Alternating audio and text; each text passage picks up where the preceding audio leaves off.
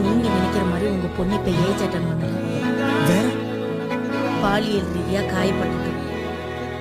அமுதக்கடல் உனக்குத்தான், ஆறாமழை உனக்குத்தான், நீங்கா நிழல் உனக்குத்தான், நீ கண்மணி எனக்குத்தானே. எவ்வளவு வலிச்சது தெரியுமா?